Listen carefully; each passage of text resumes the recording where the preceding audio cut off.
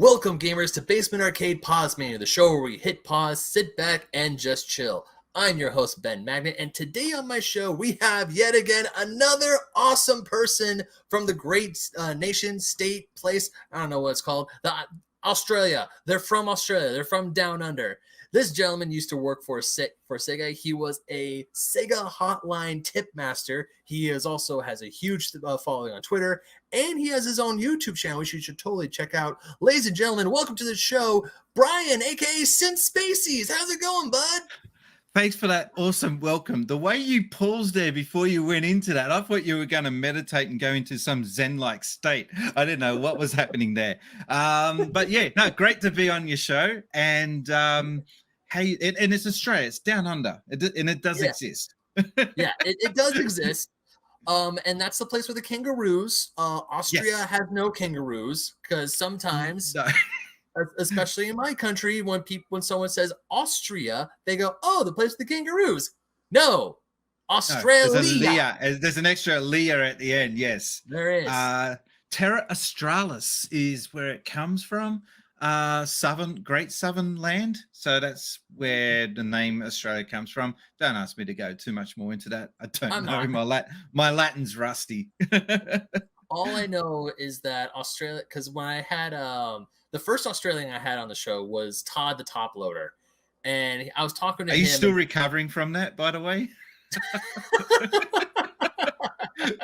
I think the one, because you're the third Australian I have on the show. I've had three people, and yourself included, Todd, Ali Sai, and you.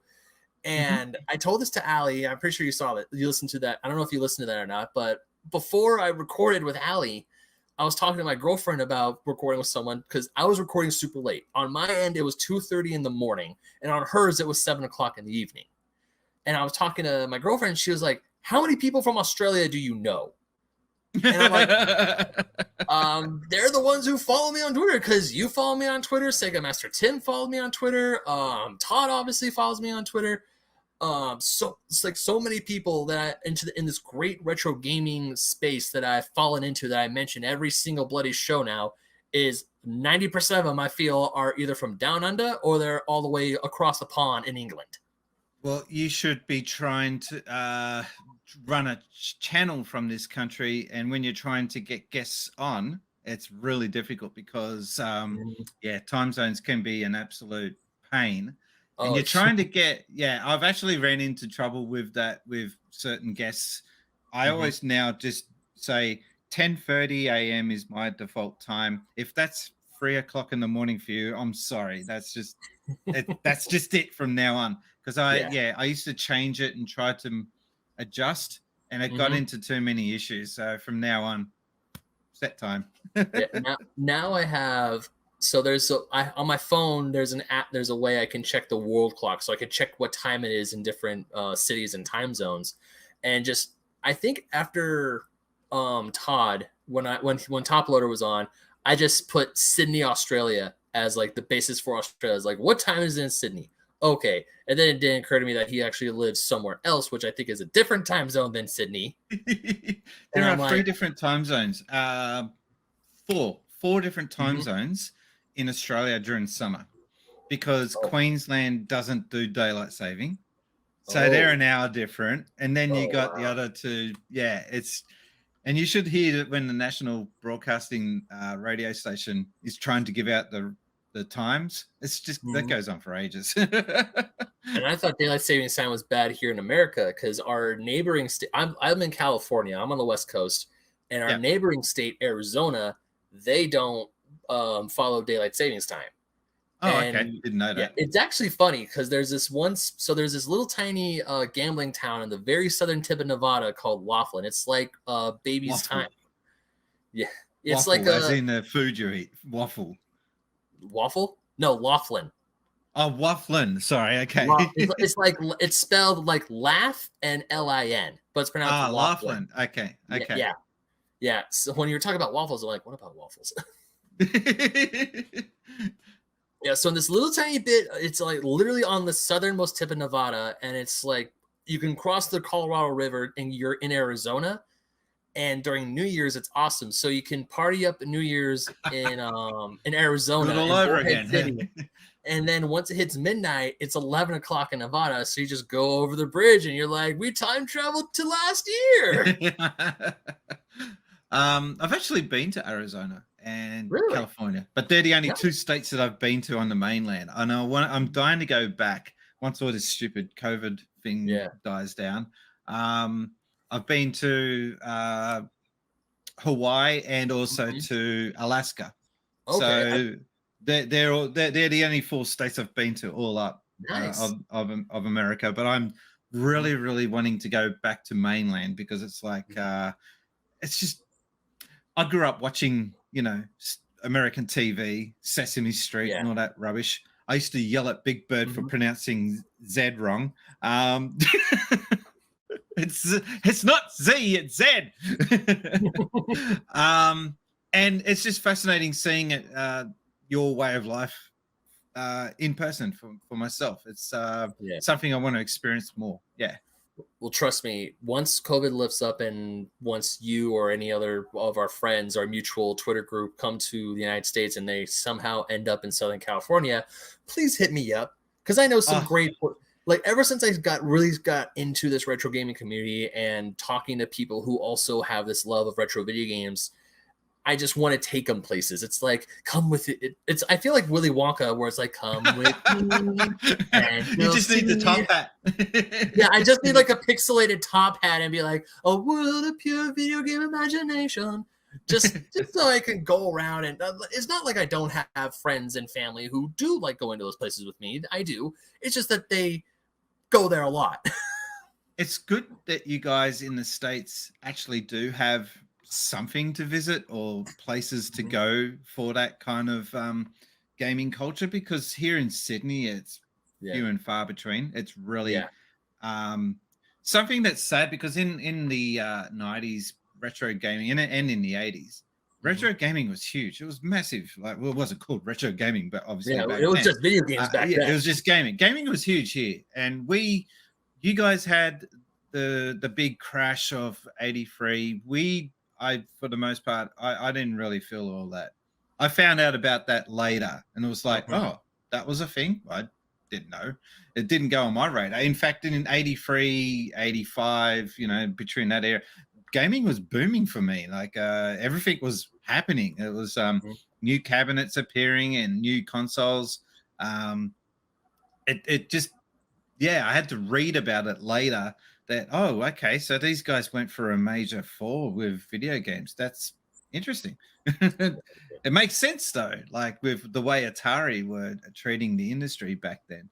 It was Atari, it was a television, it was ColecoVision, it was pretty much all the major console manufacturers at the time. Because they saw, all they were seeing was, especially the higher ups at Atari and Hasbro, who I think Hasbro had owned. It was either Mattel or Hasbro, because I know both of them were in. But I forgot who owned the ColecoVision and the Intellivision, because those guys, the higher ups, saw how much money they were making, and they thought, oh, let's just keep pumping out video games, and they didn't realize that, oh, these games are bad. Yeah, and it eventually in that area and that location gained a bad reputation, and shops were just refusing to stock it because they were like, oh no, that stuff doesn't sell, we don't want it, that just burns money in our pockets, we don't want it. And it was just not that way at all here. Like, there was definitely rubbish games, there's no getting away from that, but we kind of excused it here, I guess, in Australia, that it was a new technology and this is still cool and fascinating. All the games are not great. Not all of them are absolute hitters, but this is exciting and new. So, but I guess by the time 83 came around, the industry was entering its, probably like the industry started around about 75, you would say, or mid 70s. I would say the video game industry so. All right, a little bit of backstory here. I'm working on a project called the Second Age of Retro, and I've actually divvied up from retro video games into the primordial, first, second, and third ages. Yeah, I know. It's for me. It's like the primordial is a little more. I know it sounds silly, but for me, it's a little more dramatic. Also, it sounds really cool to call it the primordial age. So I want to Okay. say that the industry, the beginning of what we know as the video game industry definitely started in, I want to say maybe 75, 76, whenever That's Pong. kind of where I lean. Yeah, Pong and Magnavox. Yeah. They're the two sort of Yes, big Magnavox. names that you reach to from that era. And I do remember being 5 years old, or 4 or 5 years old. So that would have been 79. Mm-hmm. And I do remember seeing the Magnavox being advertised and shown off and displayed. Yeah.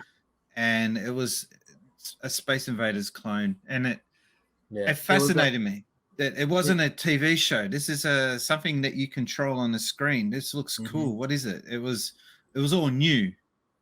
Yeah, but I feel the Magnavox Odyssey, and especially early Atari 2600 games, those truly are like the primordial age of video games, because these were the first things that to come out of the electronic soup. Like you had over at MIT, you had Space War.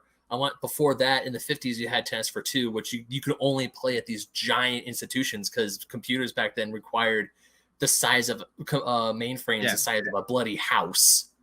But that was just some hardcore nerds goofing around. That wasn't video games in the sense that we know and love today. Yeah.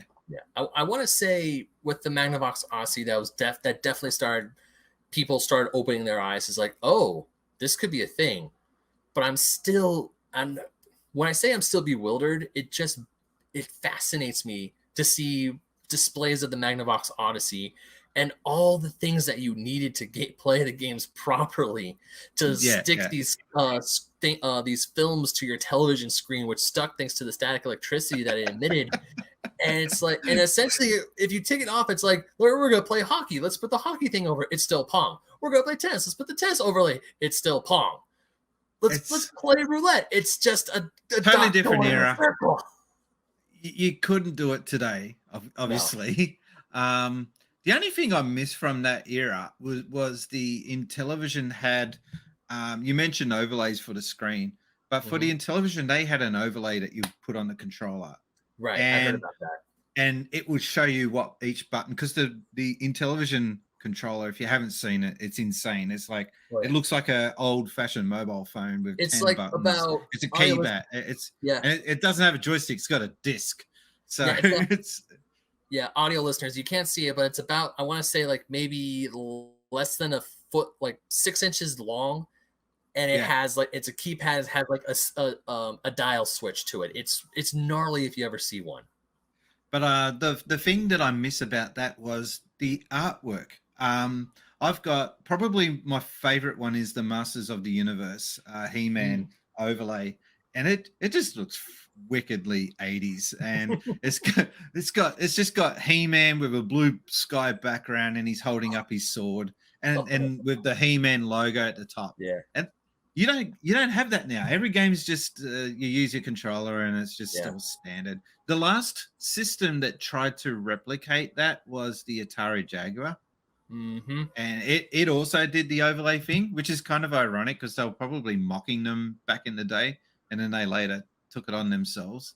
Probably. And they had the 10-button controls as well.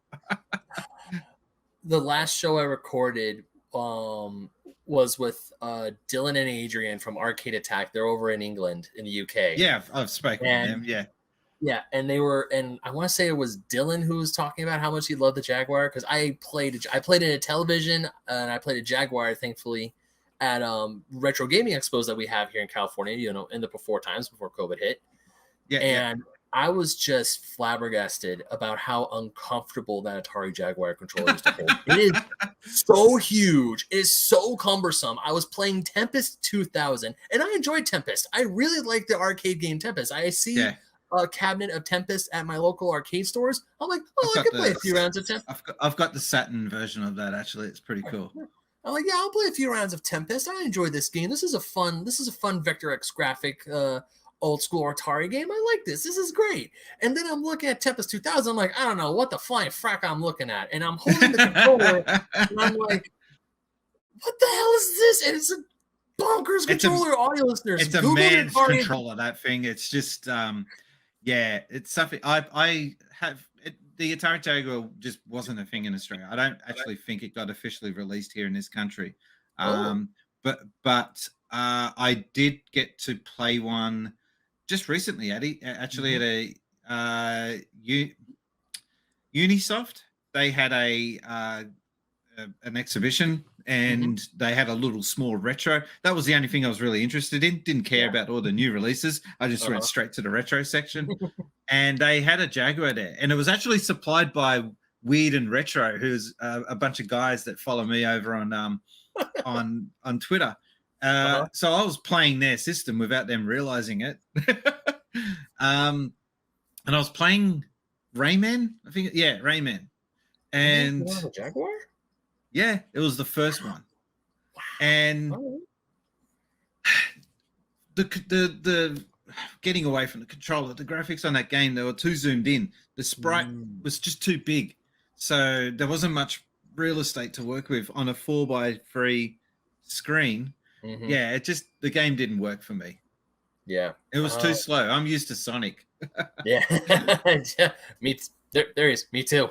That's a great shirt, by the way. I haven't seen that one before. It was at it's kind of like I don't want to call it a specialty store because it's not. It's like a very watered down version of Hot Topic. I think the parent company that owns Hot Topic also owns the store where I bought this shirt at. Oh, you got a Sonic shirt on too. I mean, so you work for Sega, so of course I had to rep almost all my Sega stuff. Because I haven't got a Genesis hat. I've got my 90. See, for me, this hat that I've got, it's it was just $5. But for me, this hat means more to me than for most people, because 1991, yes, that's when Sonic started, but that was when I started at Sega, 91. Yeah. So it actually holds some hidden meaning for me. No, I mean, the first video game system I can ever remember playing was my next door neighbor's Sega Genesis, and the first game I ever played was Sonic the Hedgehog 2. It's not my favorite Sonic. Yeah, it's not my favorite Sonic game. That belongs to Sonic CD, but Sonic 2 holds a very special place in my heart because that was what opened the door, and I became a lifelong Sonic the Hedgehog fan. Oh wow! No, but I was just saying your channel name should be Since Sonic, not Since Spacies. I don't know. So you do know where Spacies comes from, right? Don't you? I don't, to be perfectly honest with you. So Spacies is Aussie/Kiwi slang for Space Invaders. So the first game that I got to play was not a home console, because home consoles weren't really that big back in my era. Like when I say my era, I sound like I'm from a distant time and place. When I was growing up, home consoles weren't the big thing. The big thing was arcades. And I still remember seeing that Space Invaders cabinet and the artwork on the side. I don't know if you can recall it, but it's got that menacing electric alien on the side. And I just remember getting freaked out. I'd never seen anything that scary and big before. You know what I mean? Oh, yeah. And then you look into the cabinet, had to get on a milk crate to do it. And there's these weird images, and it's a something you can control, which I couldn't process at the time, because TV up until that point for me was watching shows. So it was a whole new experience for me. Sorry, what were you going to say? I was going to say watching TV up to when passive. Ralph Baer created video games was a very passive. It was a passive pastime or a hobby. I don't know, like activity. That's the word I was looking for. Because you just sit there and you personally don't do anything. All the action's happening on screen. Whereas with video games, it's up to you, the player, to interact with what's going on the screen. You move the character, you move the thing to avoid getting shot down or eaten by these little buggers, these little space invaders. Oh, wow. I got this out of a loot. Cool. Yeah, audio listeners, I'm holding up a little vinyl figure of a Space Invader that I got from Loot Crate years ago, which thankfully was in the same color scheme that I wanted, because there's 3 different color schemes, and it was like a crapshoot of which one you were going to get. So I got my green and blue one. This is my cute little Space Invader. He's on my desk, and he's always going to be on my desk. I've got the Pop Funk vinyl Oh, the of Funko Pops. those ones. I hate them, but I will make an exception for the Space Invader ones and any Sonic ones that I see. And that's it. I don't buy any. Yeah, okay. He's showing off the big one. Sorry. I Okay, I don't got have a that. bunch. You can't see it. I got a bunch on the side. I have an entire wall of Kingdom Hearts pop vinyls right next to me. Okay. I got a bunch of Sonic. I got a bunch of Mega Man. I have a Yu-Gi-Oh one just because I like the dragon. But those guys must be rolling in dough. Apparently, their office is something out of this world. Because every video game store that you go into is now just taken over by those things. I want to say a lot of the chain, because so there are some video game stores that are mom and pop, like retro stores, that do have some Funko Pops, but they're not taking over. Like if you go to a GameStop, here it's GameStop. Is it still a GameStop or is it EB Games in Australia? It's EB Games here. But having said that, I think that's going to change because of what's happened in Canada, and I think that will eventually happen here too. Okay. That they'll rebrand as GameSpot. Oh, they're rebranding up in Canada?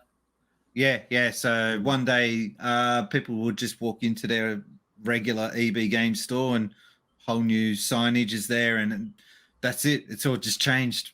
It's like, surprise, it's GameStop now. Yeah. Fair enough. Yeah, I mean, I have my problems with GameStop, but there are times where they do pull through for me with especially the newer titles that come out. But I walk into a GameStop and there's some video games there, which is good, but then you got a wall of pop vinyls. You have some. I hate it. I absolutely hate it. You have some crazy. You have these collectibles and this other apparel. Which, don't get me wrong, I'm glad that as a gamer and as a complete nerd, that I could walk down the street wearing a Sonic the Hedgehog t-shirt and not worry about it. Like we truly have conquered the world. But there are times where I look in, it's like, where are the video games? And this is a video game store. Where are the video games at? Yeah. Well, they're reinventing themselves, aren't they? I mean, there was a period there where it looked like, what relevance do video game stores have in 2021 or maybe even 4 years ago, when everything was slowly starting to move towards the digital space? Yeah. And there was this moment in time where they were thinking, well, there was proposal for super EB game store or GameStop stores in America, and that never happened. But they were trying to make it more of an experience rather than just going in to pick up the latest Call of Duty. I don't remember that, but I do remember someone saying that GameStop was thinking about maybe also becoming barcades, and I am all for that. Yeah, but the problem with that, it will be that parents will go in, dump their kids off, and then go shopping, and then turn the place into a kiddie mining center. So, and so you got to put some kind of signage up saying kids can't be unattended or something. I don't know. So that's their battle. But I mean, they do need to make the experience for the customer something that they want to not miss. Like they don't want people to just think, well, I can just order that online. They want to make it so that when you go there, you will see or experience something that you won't otherwise experience just with downloading games. Yeah, there are two stores that I frequent a lot. Well, the same store, two different locations here in SoCal called Lost Levels, where they are a brick and mortar used retro game store. They deal in all sorts of video games, and each location has an arcade.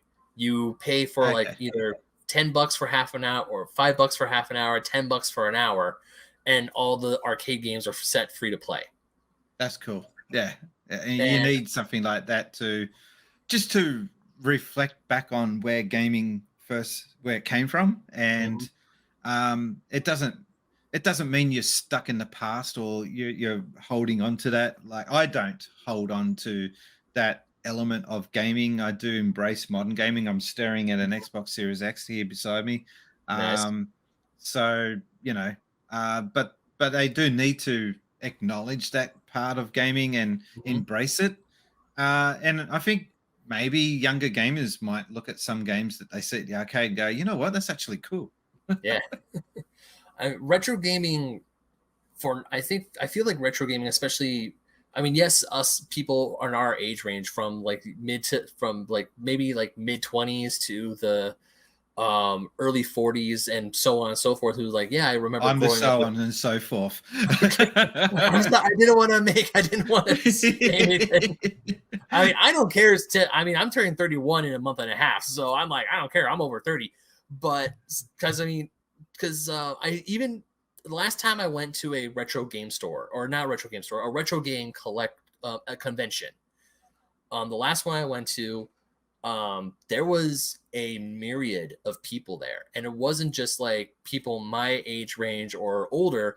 It was families, it was fathers and mothers showing their young kids these old games, and these kids are like looking through stacks of PlayStation 1 games, and they're talking to their parents like, hey dad, this game looks really good, what did you play it when you were a kid?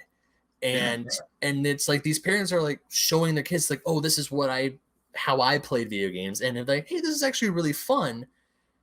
To me, like seeing like the younger kids like look at older games, and also seeing a lot of indie titles go up on like Nintendo eShop and PlayStation that are retro inspired. You have their chip tunes, their 16-bit, 8-bit platformers. I mean, they have a few more bells and whistles, but essentially, if you were to plug in a Genesis controller into the game, that game would probably still work perfectly.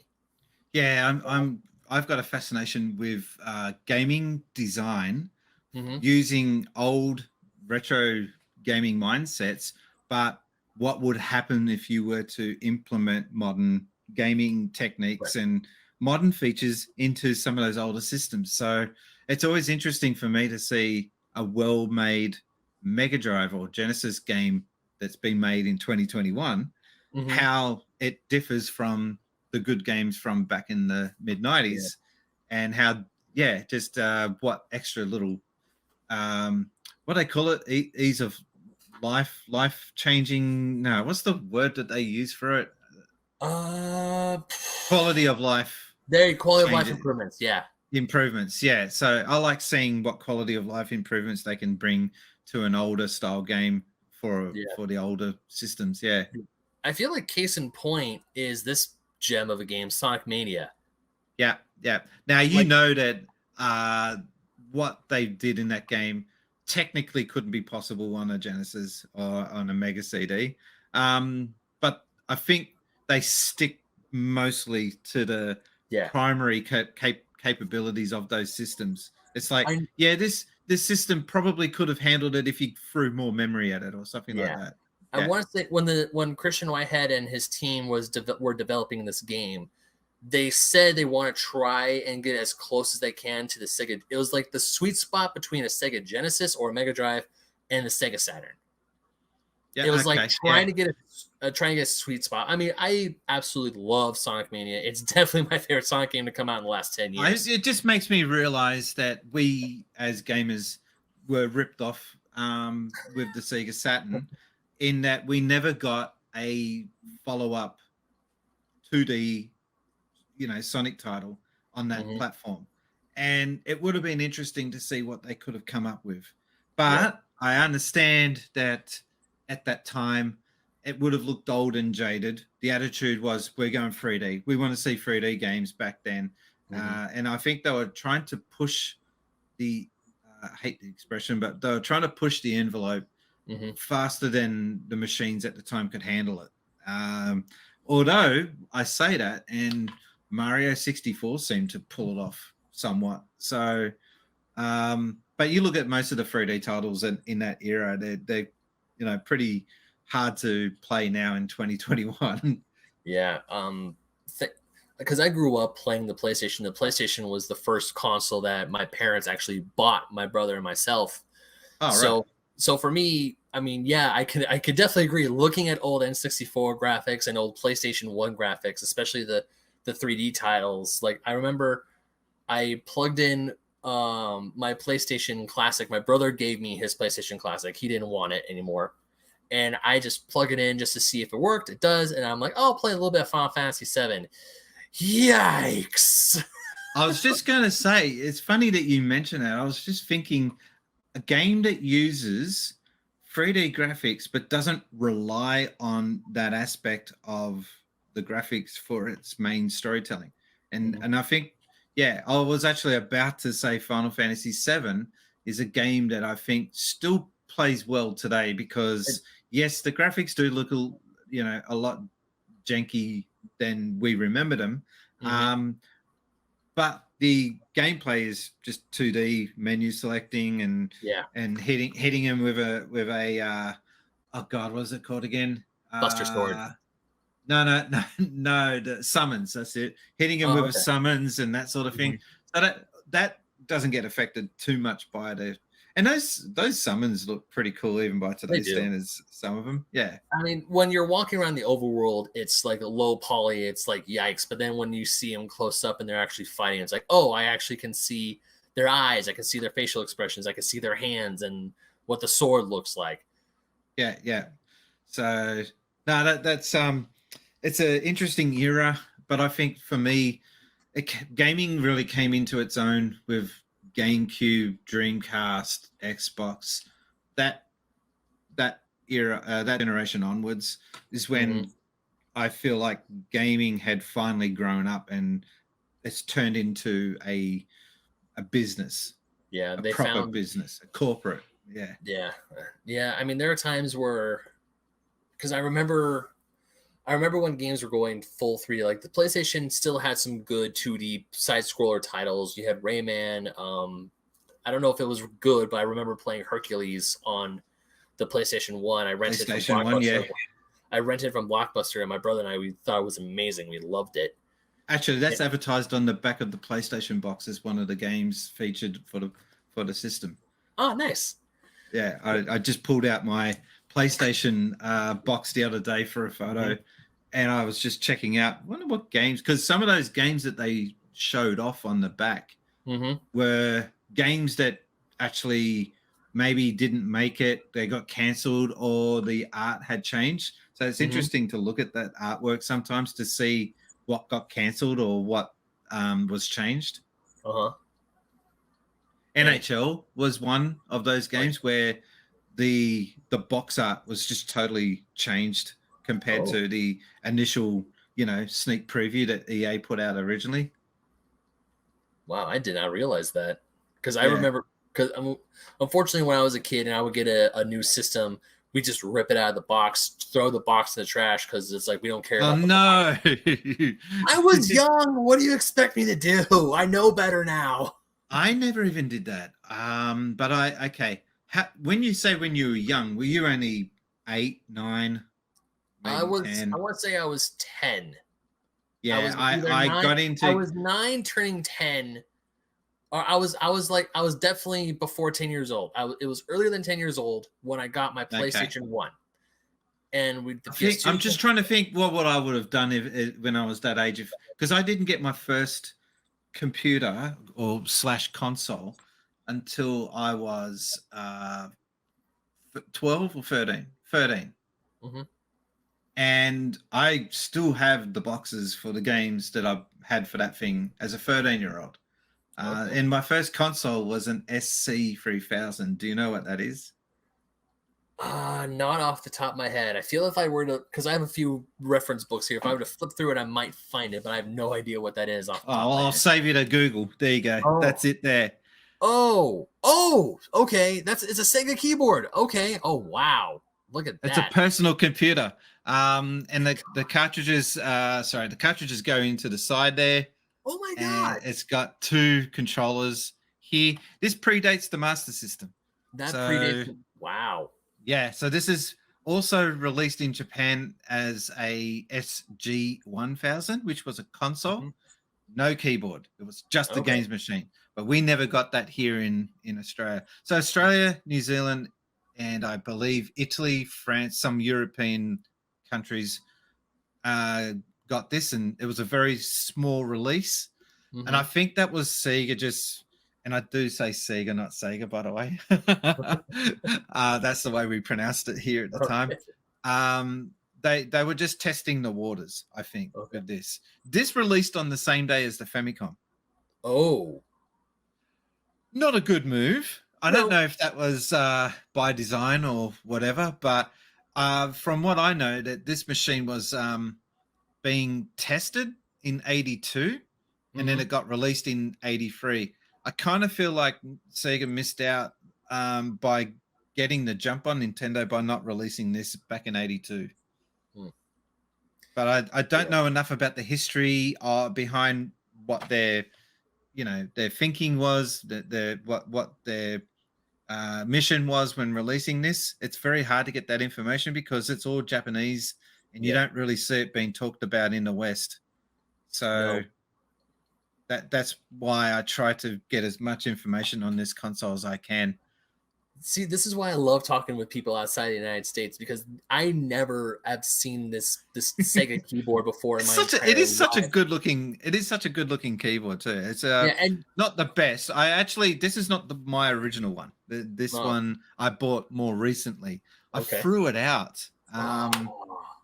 And I had the box, and I also had the a disc attachment. So this used to have a big box that would go underneath, and you would put this on top, and it was called the Command Center, the SF7000, and then you could save stuff to disk, and it was more like a computer at that stage, because this only used tape cassettes, and that's not a great experience for everyone involved. Whereas the discs that they had, which were 3-inch floppy disks, not 3.5, slightly smaller.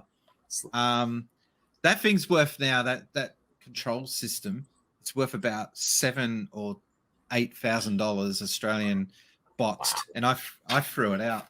Oh my God. See, I'm not the only one who threw out the boxes. Well, long story short, I was going through a breakup, and I was thought, time to get rid of some of this junk. And that was the first thing to go. And you know what? The day after I threw it out, I was like, what the hell did I just do? And it's been one of my biggest regrets. Yeah, my biggest video game regret was when the laser in my Sega Dreamcast died. And I didn't know I can fix it. I didn't think of trying to hold on to it, and maybe because unfortunately back then, if something was broken and you knew it was broken, why hold on to it? So unfortunately, instead of trying to find someone to fix it, I gave it away to a Goodwill.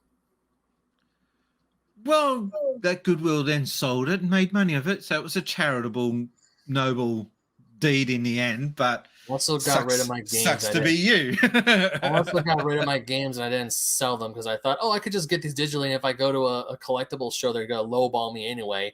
Turns out that some of those games the games I had, which are Sonic Adventure 1 and 2, Sonic Shuffle, NFL 2K1, and Toy Commander, are well over $50 to $100. Yeah, easily. If I can go back in time and yell at myself, I would. If we can go back in time. All right. So selling a Terra Drive, one of my regrets. So Terra Drive was the only other PC that Sega released, which was a Mega Drive / PC in one. That's actually pretty cool. You would flick a switch, it would go to PC mode. You'd flick the switch back, you're back in Mega Drive mode. And I had it for only a short time, needed money. A colleague at Sega wanted it badly, so I sold it to him. And I've never seen or heard from him since.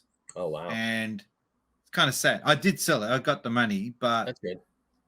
That thing would have been worth a lot more if I had it now. I even bought a step-down transformer to be able to play it and run it, because we use a different voltage here in Australia than the Japanese do.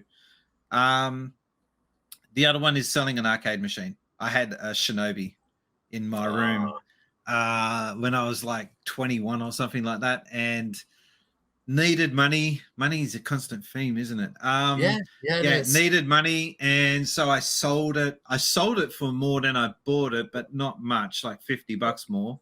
Oh, that's good. That thing was huge, and it was gigantic. It had a CRT monitor. And in the end, it was just like a glorified money box, because it was just one game, Shinobi. How often can you play that before you say, okay, I'm done with this game? Yeah, I don't think I've ever played Shinobi. I just heard how hard Shinobi was. I'm like, I'm good. Well, in the arcade, it was. I think the most memorable part of that game was the bonus stage where the ninjas are coming towards you and you're flicking shurikens at them. Or we used to just call them ninja stars back then. Yeah, that and having that in your house was a pretty cool deal. I used to have kids coming over. Can I play Shinobi? Oh god, that was like me with my next door neighbors and my classmates when I was younger, and I knew they had a gaming system that I didn't have. I'd be like, "Hey, can I come over?" And it's like, "Do you want to just hang out or do you want to play games?" Both. Yeah, I know. I used to have all the kids coming over. I'd have kids playing Shinobi on the background. I'd have the Mega Drive up and running with Golden Axe 2 players, stereo up loud with them. And it wasn't with music; it was the game. That game music up loud. It was just like a little mini arcade experience. Oh man, that sounds awesome. Yeah. So speaking of Sega, I gotta know, and I'm curious because I just want to pick your brain. How did you get the job of being a Sega tip master? Because I've only heard about these. Because I grew up in the era with strategy guides, with Nintendo Power magazines, and with eventually the internet. The internet became my go-to. I had no. It wasn't until I watched the documentary High Score on Netflix that I knew that there was people. Awesome documentary, yeah. That guy with the mullet at the Nintendo counselor. Yeah, I want to meet him. He just sounds like meet him so bad. And they got over at Nintendo of America, they got jackets with Nintendo Games Counselor written on the back. I would have killed to get a Sega equivalent of that. All right, so quick side tangent. What makes me mad about I don't really watch esports, not because I don't like them, it's because I just don't know where to watch them. And from what I've seen is that the champions, they get this awesome trophy. It looks cool, rad, but I'm watching High Score and I see like the Nintendo game counselors with these personalized jackets. I see red from memory. Yeah, I see the kids who won the Nintendo World Championships with these personalized jackets. The kid who won the Alcatraz tournament, the Sonic the Hedgehog 3 tournament on Rock the Rock, the MTV thing.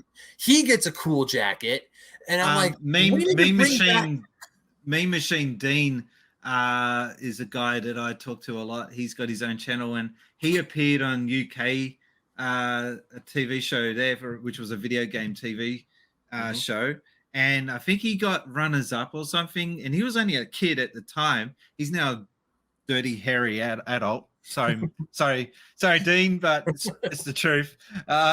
With a full beard and everything, and the jacket still fits him. He's still got it, and he got awarded a jacket, and I'm envious of that. That's why I made my own bomber jacket, because like you said, I just want something that it screams out, I love games, and this is what I'm about. Yeah, seriously, we need to bring back awesome personalized bomber jackets that have to do with video games. I'll show you mine. Hang on a second. All right, yeah. You're gonna pause this and cut this out of your edit.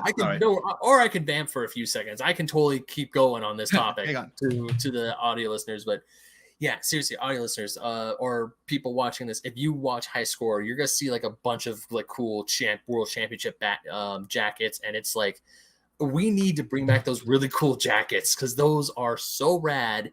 And okay. That's cool, Spacies. It's got Sega on the front, and it's got Sonic the Hedgehog 2 on the back. Oh, I want that so bad. And it's got one extra patch on the side here on the shoulder. Oh, that's so cool.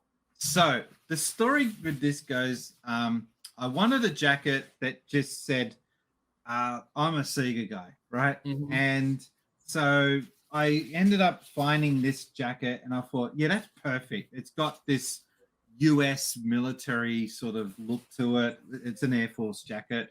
Mm-hmm. And I ended up finding this patch on eBay.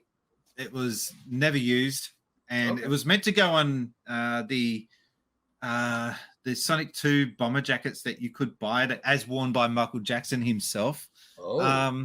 So I thought, that's cool. That's going to look awesome. And when I put it together and I took a step back, I had it professionally stitched on, and it just came out really cool. I have not yet worn this to a convention yet. I'm still dying to get it. I wore it without this on the back, and it was still kind of cool, but this patch really just sells it. But now that you have the Sonic 2 patch on it, you just want to show it off. And correct me if I'm wrong, but for Australia, you guys just got out of winter and you're going into spring, right? Yeah, I won't be wearing this anytime soon. Yeah, because I've had it for about 2 years now. Okay. And still yet to wear it to a convention because just what's going on in the world at the time. Yeah. Haven't been able to go to conventions. But the background story about this jacket, I later found a story that Sega put out in mid-90s with a pamphlet selling, advertising the background story to Sonic and how Sonic got his name. And it had a picture of a jacket that looked almost identical to this. And I thought, hello, what's going on? Read the story. The story basically goes that the US Air Force had Chuck Yeager trying to break the sound barrier. And there were other pilots who were almost as good as him. They all had nicknames. And one of those pilots, his nickname was Sonic because he's as sharp as a hedgehog, right? Oh. And he had a jacket and it had a hedgehog on the back. And then they just showed this green jacket with the hedgehog-looking thing. It was Sonic on the picture. And the daughter of Chuck Yeager was in a fire, and he threw the jacket to help save her. And then when she woke up the next morning in the hospital, the hedgehog was missing on the jacket. It's not true. It's just a made-up bit of fluff for a cool-looking background story for Sonic. But when I read that, I thought, how cool is that I've got this jacket and it's kind of got its own little fake story behind it. It's Anyway, enough showing that off. Well, I was going to say there is a retro game convention that's happening in Southern California at the end of February. If somehow things get better by then and you feel safe to travel, just throwing it out there. That would be your winter? Definitely so it'd be perfect to wear that. Well, it's going to be cold. It's going to be, I mean, even though Southern California has this reputation of being hot, it still gets pretty chilly that we need to wear jackets. I can attest to needing a jacket, even living in sunny Southern California. So, it's kind of weird where you have to try and, when I go overseas and I have to reverse the weather, because here in Australia, we have summer Christmases. I've only ever had one winter Christmas, and that was in China, and that's Christmas over there is not a thing. So, I would love to go to the States. I actually would love to go to New York and have a New York Christmas. So I think a New York style white Christmas would be awesome. That would be pretty sweet. I've only been to New York once in my life, and I was there for a school trip, and we were there for New Year's Eve. Like it wasn't there for New Year's Eve, but we were there around at the same time. So my dad and I actually camped out, and we stayed in Times Square and saw the ball drop. It was a really cool experience. Never doing it again. You asked me earlier, how did I get my job at Sega? So when I was in high school, the last couple of years, I was big into reading video game magazines, and it was a mixture of US and UK magazines, mostly UK at that stage, but I did really like GamePro magazine and EGM, and there was a couple of others, but they were the two that stood out for me. And on the UK side of the fence, there was CVG, there was Mean Machines, and a couple of others, but they're the two that stand out from the UK for me as well. And I'd just be buying up all these magazines and consuming all this media and thinking, how cool will it to be able to one day write for a video game magazine? Started my own magazine. Oh. With thinking, how am I going to do this? I've got no printing technology. It's not like now you can just right-click, copy, paste, print. None of that was available. So what I ended up doing was just printing out a bunch of articles and photocopying that and handing that out. That was my first episode or issue, I should say, of this of the SEGA Times. that was the name that I did for my little fanzine. I sent that to the guy that sold me my games for the SC3000 and my Mega Drive. He was importing stuff from Japan and distributing it. And he saw what I was doing and he went, you could do better than this. So he offered to have me send him on paper, like what I wanted, the printout. So I'd have to put it all in a pile, number the pages, and then send it off to him. He would photocopy a batch of 50 and send it back to me, and I'd sell them. Oh, wow. And that's how I started. And I would send these to SEGA. So I sold them. I sent them copies of the magazine. They were sending me. SEGA was sending me video games to review. Really? So, yeah. So that was cool. Wow. Because when you say, I feel like it's so Sega and Nintendo. They are such polar opposites when it comes to people either writing or talking about their IPs or their games or their consoles or what have you. Because I can only imagine, like in today's day and age, if some kid were to send Nintendo a thing like, "Hey, I wrote this stuff about your titles and your games," they would get a cease and desist letter. That's a bit rude. They would get like, "Hey, please," because I remember there's this whole big hubbub about Nintendo not liking people putting up walkthroughs or streaming their games on YouTube. It was like this whole thing here in America. Yeah. And then when like there's a famous example of before Metroid Samus Returns came out on the 3DS. Yeah. There was a fan-made game called AMR2. Another Metroid 2 remake. Yeah. Struck down. Nintendo's lawyers were unleashed, and we find out the reason why is because, Samus Returns is coming to the 3DS. It's a remake, like a true remake. It's like, hey, this wasn't like a free game like this guy was making. But then you look at Sega, and you look at the guy who made this, Sonic Mania, because he didn't get a cease and desist. Yeah. No, he wasn't. He did not get a cease and desist. He was offered a freaking job. Sega was like, "Hey, you want to work?" And if I was Christian White, I'd be like, "Well, fuck yeah, I want to work for you."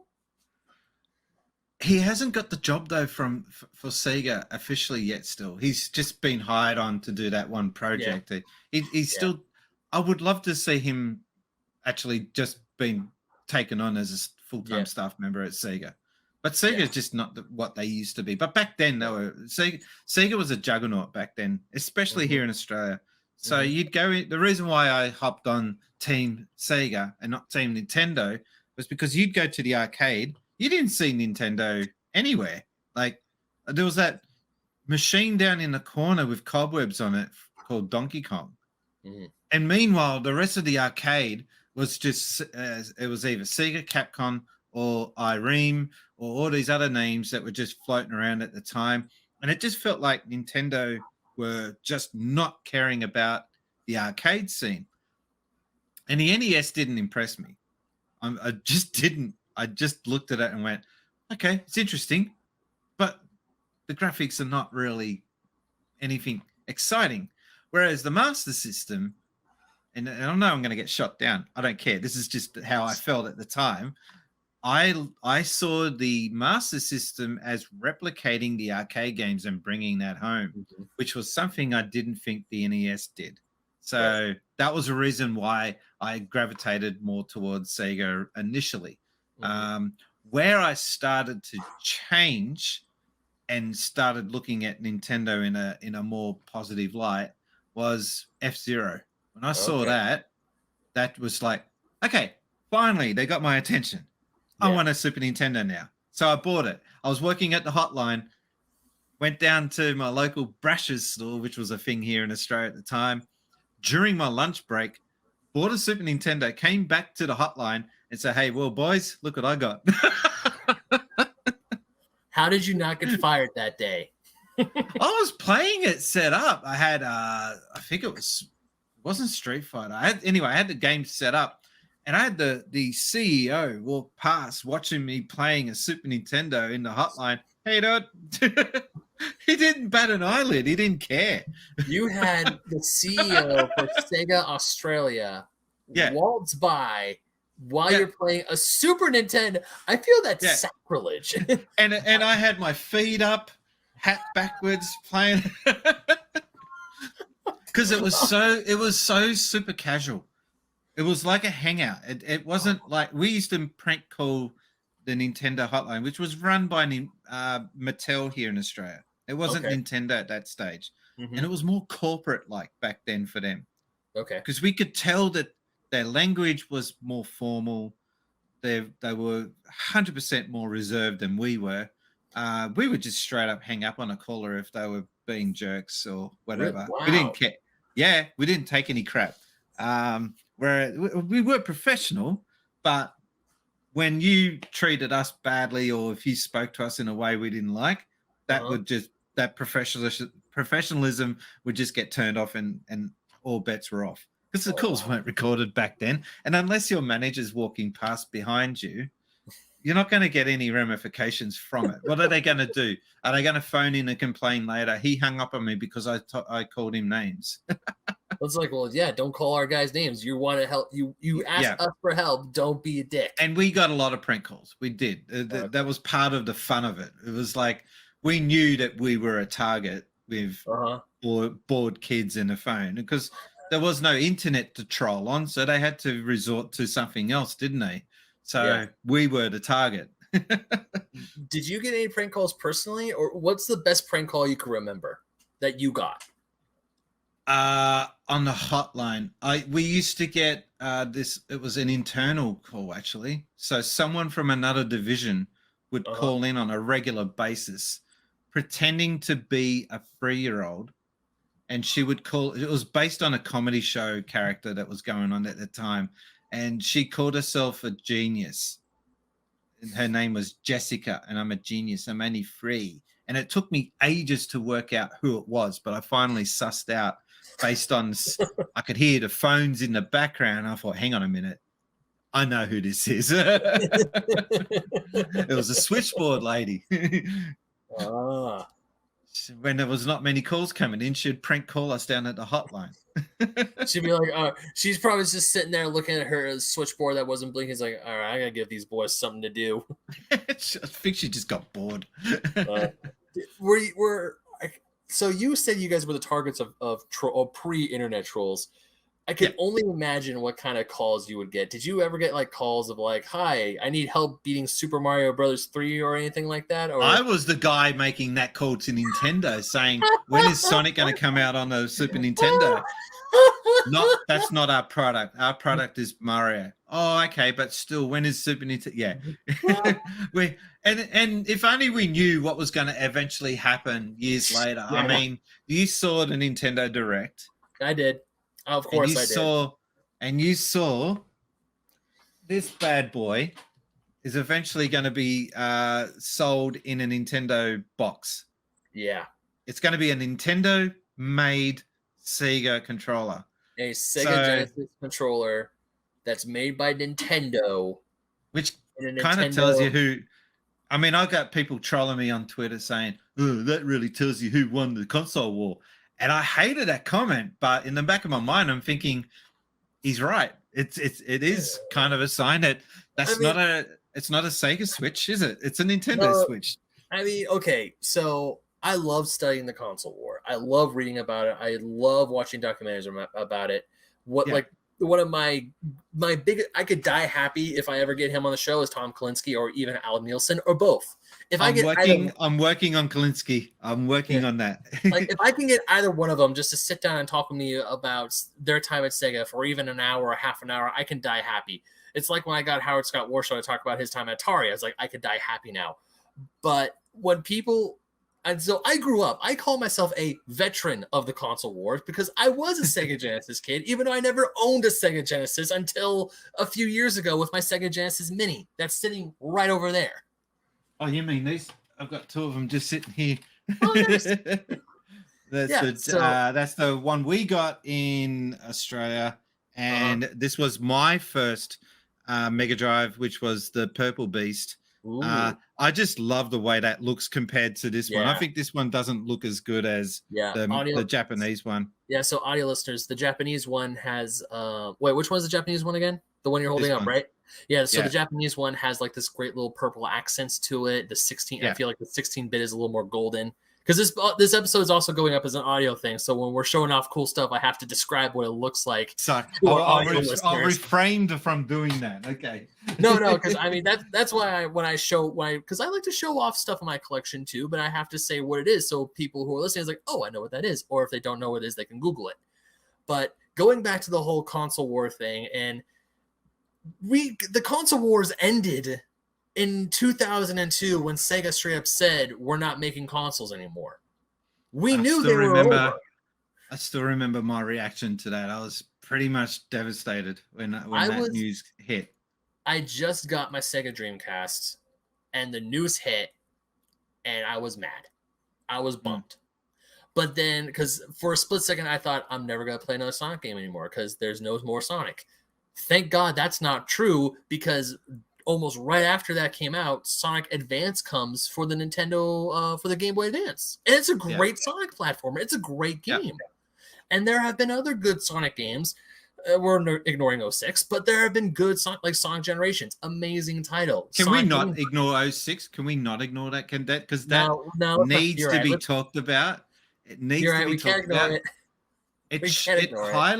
It highlights how confused and misguided Sega were in general, and they have always been since the success of the Genesis Mega Drive. They just didn't know what to do with their success, and they kind of got it right, and they were getting back on track with the Dreamcast, but it was too late. Yeah, I hate that's part of the sentence, but it was too late, because I felt like the Dreamcast was probably one of the most perfect consoles ever released. The Dream as it ticked all boxes. Yeah, as a gaming machine, the Dreamcast. Because when I still had my Dreamcast, and my brother and I would play our Dreamcast or my Dreamcast, it was awesome. Crazy Taxi. That was one of the games I got that Christmas morning when I opened up my Dreamcast. I got Sonic Adventure 2 and Crazy Taxi. Taxi. That's what introduced me to that Offspring song, was the yeah when the game opens up. And now every time I see Crazy Taxi, I'm like, man, I loved Crazy Taxi, because you're going around this. I put a screenshot of Crazy Taxi and I just put the words out, yeah, and tweet that. And I get 300 likes. That game is just so even to this day. Whoops. Yeah.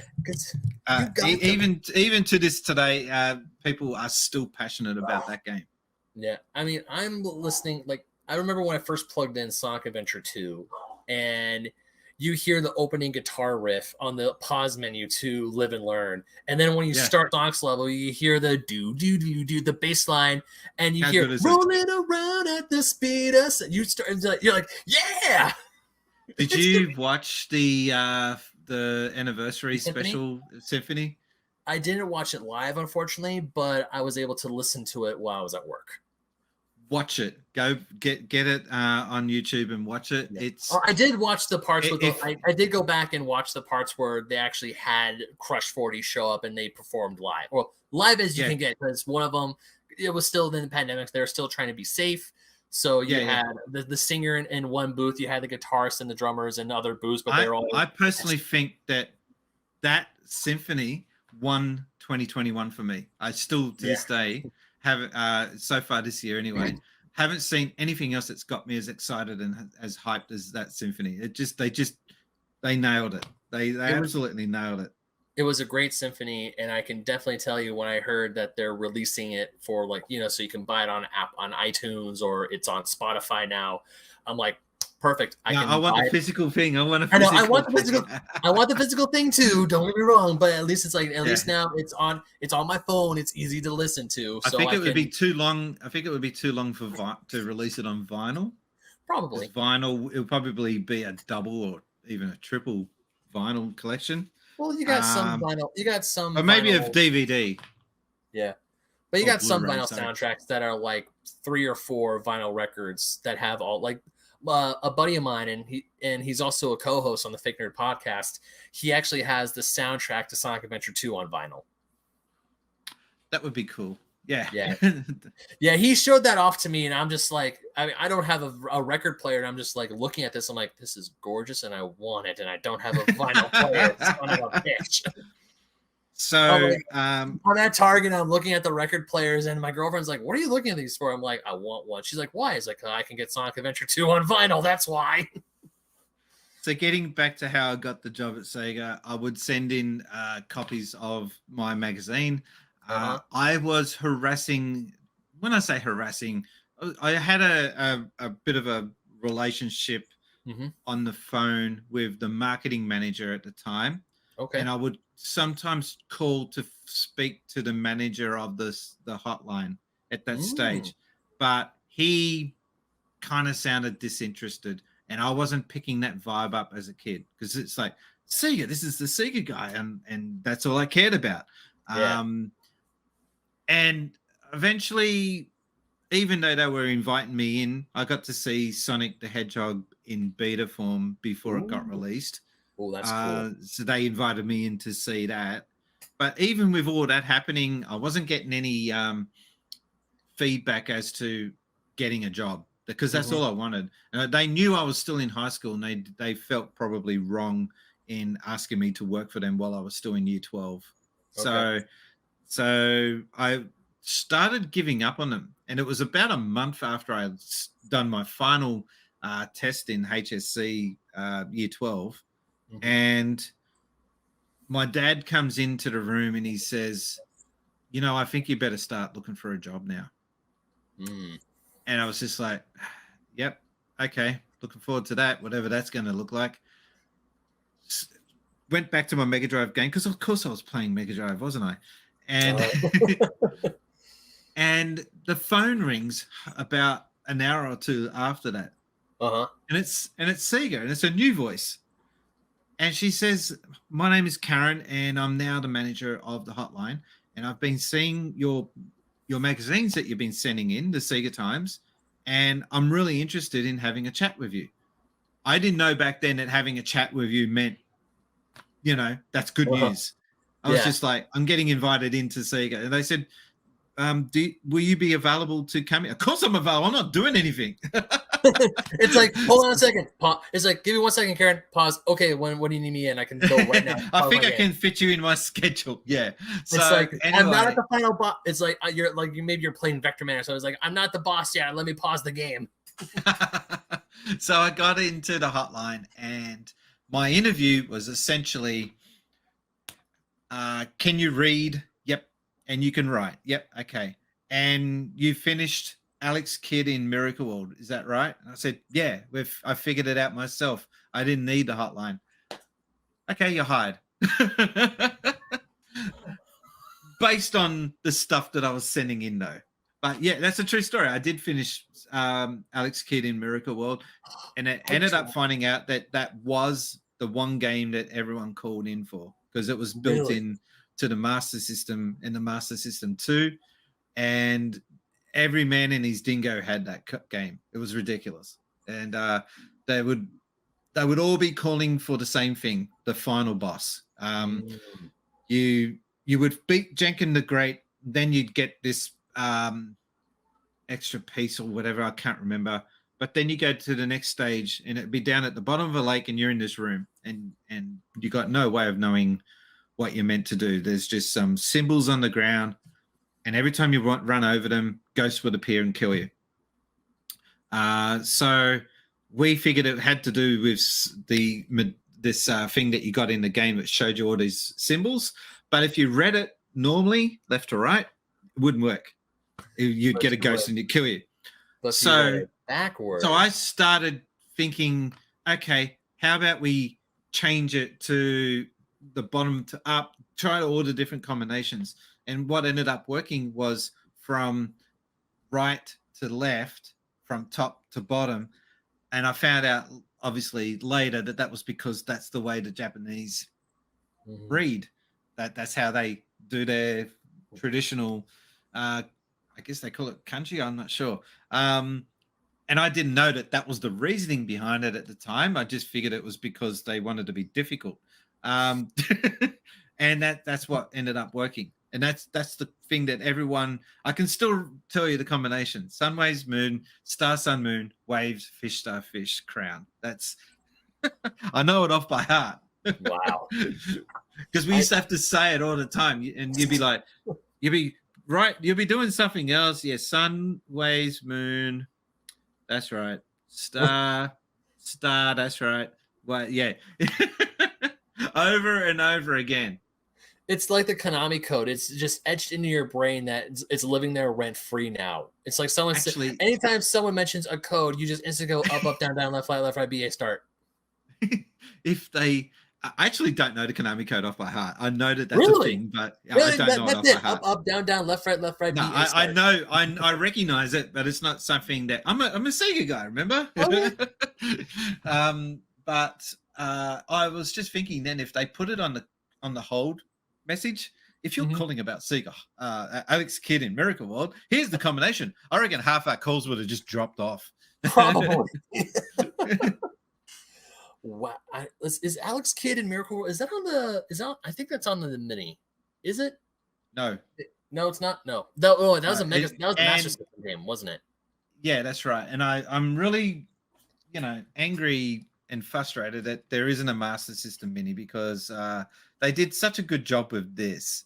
It would have been interesting to see what they could have come up with a Master System mini, and it might have introduced a few Americans to what they missed out on because of Nintendo's bullying marketing techniques back in the day. The stuff I've read about and heard about from the 80s, what was happening in the States in the 80s with Nintendo, absolutely shocking. Their tactics were just absolutely horrid. So funny enough, earlier today I was at a collector's show, which if you ever come to the United States, I'm definitely gonna take you because it's like a nerd it's like a nerd swap meet, really. Where you get video games, you get comic books, you get sports memorabilia, and you get a whole bunch of Funko Pops. But you also get a lot of really good video game spots too. My best friend's girlfriend, I was showing off some Tengen carts, some Tengen and Camerica Codemasters cartridges that, as you know, were made technically illegally here in the United States because Tengen wanted to go around. And I was telling her, I was like, yeah, Tengen is Atari, and they were a third-party developer for Nintendo, and they just didn't like the rules because Nintendo had iron-fisted rules back in the early 80s about their licensees. And then Atari/Tengen just said, nah, screw you. And they did their own thing. They did break the law on how they got around the NES lockout chip, true. But just how seeing these weird black cartridges and how Sega's Afterburner was one of those cartridges that you could play on your NES. Yeah. And Shinobi was another one, wasn't it? Shinobi? I haven't seen Shinobi, but I know about Afterburner, and I saw 2 copies of Afterburner, and I was this close to buying it, but I'm like, I don't have the money for it, so I'm gonna hold off. Next time though. EA and Sega had the same thing where EA managed to retro engineer or reverse engineer the Mega Drive, and they just straight up told Sega, hey, this is what we're going to do. We're going to either go ahead and do this, or we would rather cooperate with you. Yeah. Can we get on board as a licensed publisher? But can we change these fees? Because these fees we don't like. We're not. We're wanting to help sell you guys consoles. Yeah. And what they did. I mean, look at the EA Sports lineup, and everyone associates the Genesis or the Mega Drive with EA Sports. It's in the game. Like that was huge part of a reason why people bought the system back in the day. Those early EA titles, as much as I do not like, and every time someone mentions EA today, I give them a sneer and I hiss a little bit. Yeah, but this is before they became douchebags. This is before. But as much as I don't like EA now, I will always say back then when it was like I hate saying this, but in the good old days when it was EA Sports, it's in the game. I used to love EA. Now I can't stand it. Yeah. It was like a golden age of EA games. You had, not only did you have amazing sports titles that were fun and were different, you also had some good platformers. I have a Harry Potter and the Sorcerer's Stone on the PlayStation, and this is before the film came out too. So this was a pre-film Harry Potter collectathon platformer that was fully voice acted. And I mean, it looks bad. Okay, it doesn't look bad. It looks like a PS1 game. So there are times you see people, you go, ugh. But at the time, and it's still a really fun game to play. Yeah, yeah. And it's like EA did that. EA made some amazing games back in the day, and then they went to shit. They got greedy. They got corporate, and they got people that don't have an interest in video games or don't actually have a passion in video games. They took over. That's the sad reality of it. Yeah, they just saw a bottom line, a paycheck, and dollar signs, and they're like, "Cool, let's keep doing that." And that's I'm all for companies making money, but you gotta do it in a way that's not just treating consumers as nothing but big money bags. Star Wars Battlefront 2 microtransactions. Anyway. I try not to dwell on it. Yeah, getting off on EA for a bit, because you talked about how you're a little bummed that Sega never released a Master System Mini. I feel like the reason why they never did is because I mean, not saying the rest of the world isn't valid. They are, because we wouldn't have a video game industry without the Australia, UK, and of course Japan, because that's like the Mecca, the holy land of all video games. But here in the United States, I feel like they just went straight to Genesis because they know the Genesis will sell here in the United States, because that was like the big thing. It was a huge nostalgia thing. Even when the Mini was announced, they almost brought back, or they didn't almost, they remixed the Genesis does, but they just didn't say what Nintendo don't, because obvious reasons. And as much as I would love a Master System, because I feel the Master System is slowly getting traction in retro circles, especially here in the United States, is like, hey, there was a system before the Genesis. There was a thing. It didn't sell well, but there was two systems. There's two systems. Did that ever come out in America? I don't think it did. No. Yeah. So Tonka was originally responsible for the Master System in America. And wait, Tonka as in like the trucks? Yes, Tonka toys. So kind of similar reasons why that failed in America as to the same reasons why NES failed here in Australia. Because in Australia, Mattel were distributing it, and they were treating it like a Barbie doll. They were treating it like a toy. And they weren't releasing the games quick enough. Like, I would have to gray import Street Fighter.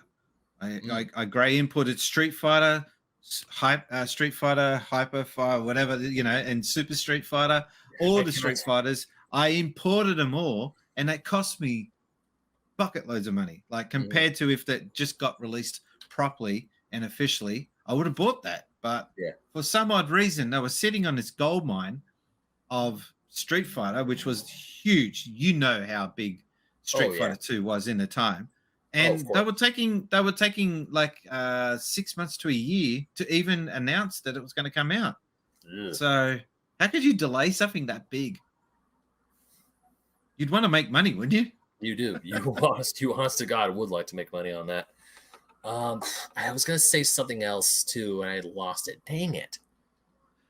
I get that a lot. I have a little notepad that I use sometimes when I'm doing interviews. So like, normally I do too, but there are times where the conversation, like what we've been having, just flows so well that's like I'm just enamored in the story.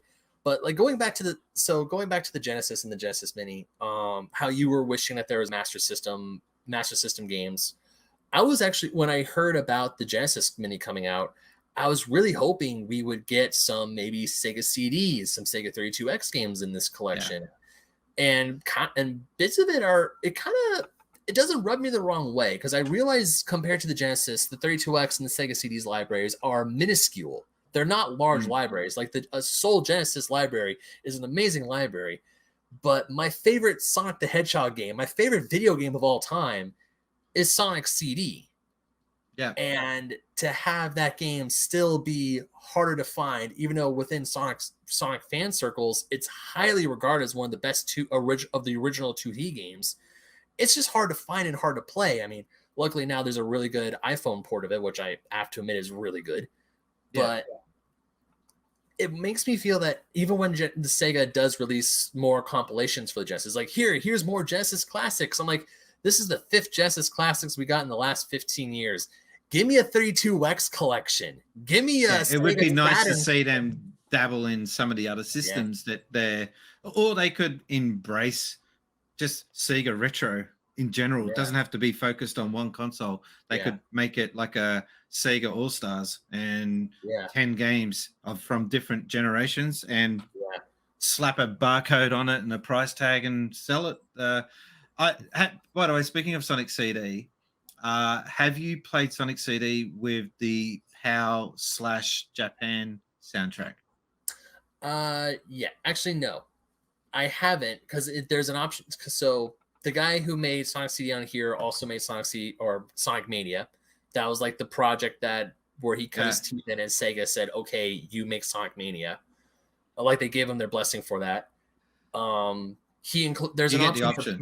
You have the option to play it. Now, I know within a lot of retro circles, listening to the American soundtrack is close to heresy, which is something I commit all the time because that's what I grew up with. I'm sorry. I know. But one thing I do like about the US soundtrack is Sonic Boom. And I was going to ask you a follow-up question. Have you heard the Crush 40 versus Cash Cash mix of that? I don't. Not the. He nails it. I have the Crush 40 version. I have the Crush 40 song on my phone, but I don't have the Cash Cash version. I have to look that up. Oh, it could be the same one. They just call it versus Cash Cash. It's just basically acknowledging that they're singing a Cash Cash song. Okay, but, I haven't checked it out, but I've been trying to find a legal way to get the original song. It's very rare for me to hear a remix or a cover and think, oh, wow, that's great. I actually say it's better than the original. I think they've done such a good version of it that I prefer now the cover to the original, which is rare for me. I've actually found a friend of mine has actually sent me some covers of Sonic Boom by huge Sonic fans. I'll send you a link to it later of this one that I really enjoy. But yeah, I mean, I know the American soundtrack is probably not the best, but that's the one I grew up on. Every time when I hear Palm Tree Panic, I hear like the little maracas and stuff. Like, oh, this brings me back. And I mean, of course, Sonic Boom is like one of the best. So when I first played Sonic CD on PC, me too. Cool. That's how I played it. Cool. I can get to play this on the PC. Loaded it up, and then the music starts. I'm like, what the hell is this? What have they done to my soundtrack? And I didn't realize at that stage until then. We're talking early 2000s, I think it was. That's when I learnt that the soundtrack was different for the US. And then the more I found out about it and looked into it, it was simply because Sega of America got this shiny new sound studio, and they needed something to break it in with, I guess, and to show it off. So they, instead of just going with the soundtrack to Sonic CD, they just decided, let's just put our own in. And ruin, in my opinion, I think they ruined it. But there was some good titles that, good tracks that came out of that. But I just love the Japanese funk rap sort of jazz acid rock that they did in their version. It was just so cool. And there's an interview with the guy that did the music for the original Sonic CD Japan version, and he was just saying that we just got this program that had a whole heap of stock sound samples in it. We just went nuts with it, and that's all they did. They were just like a bunch of kids experimenting with a budget. I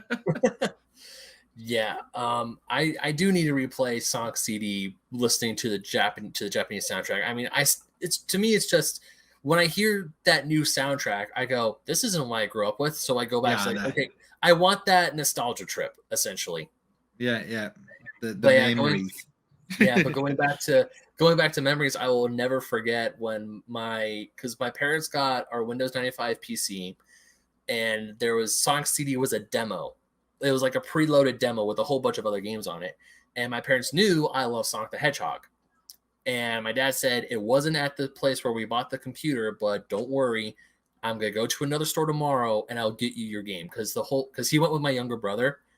And my brother, so he bought a game for my brother, and he felt bad because he knew because he heard about Sonic the Hedgehog, and he knew that's what I wanted, but it wasn't available at the place where he bought the PC.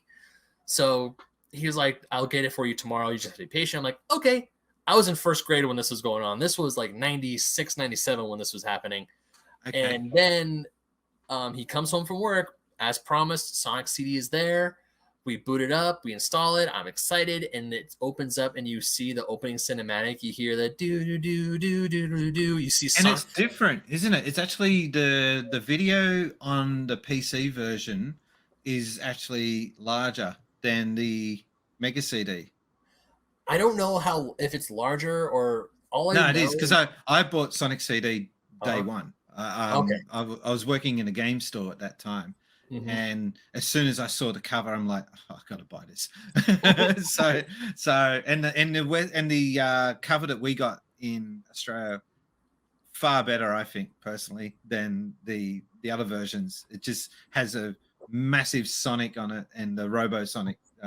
Metal Sonic. Yeah, Metal Sonic. Sorry, on it on the cover. It looks cool, but there's a couple of differences in the video intro, and also the music isn't quite the same. You don't get to hear the toot toot Sonic board, like you don't hear it. It's just it gets to that part of the song and they mute it.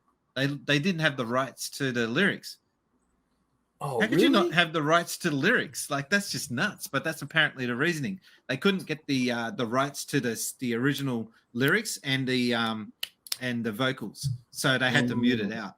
Oh, that's so it's just a musical instrumental. Yeah, it's instrumental. Yeah, but for me, it was the opening to Sonic Boom, and that absolutely blew my mind because I didn't think video games came with opening cinematics. I mean, 15 to 20 years down the line, oh boy, look what we have now. But when I was a kid in kindergarten, first grade, I was a kindergartner when this was happening, and I not only see my favorite video game character on my computer screen, but there's an animated movie that's for me back then it was silky smooth, it was gorgeous animation, and I started playing the game, and it just blew me away. I absolutely I still like that intro cartoon and the artwork for the design of Sonic in that cartoon. I still to this day think that's my favorite rendition of Sonic and imagining of the character.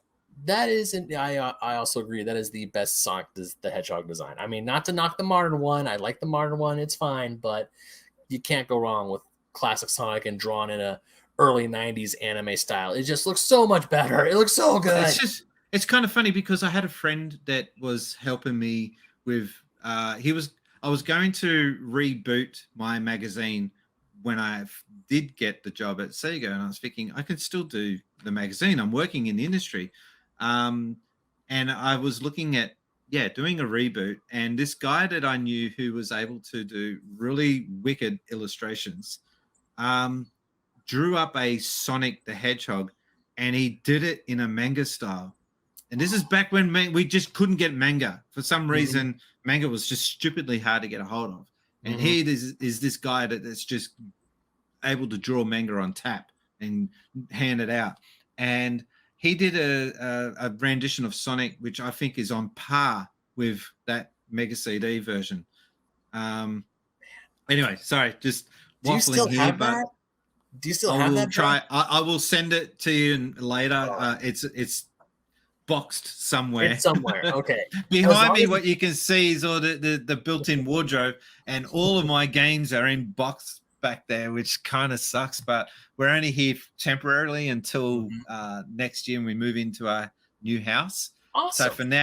So for now, I've got a very select lot of games on display, and what I've done is I've divided that into two. So you've got Nintendo on the left, Oh and yeah. you've got Sega on the right, and I've on seen the you ground, post about that. I've seen you post about that on yeah, Twitter. I'm always like, and on the ground there's a carpet, a rug, which is got Nintendo or Mario on the left and Sonic on the right, and that's I call awesome. it my little console wars display.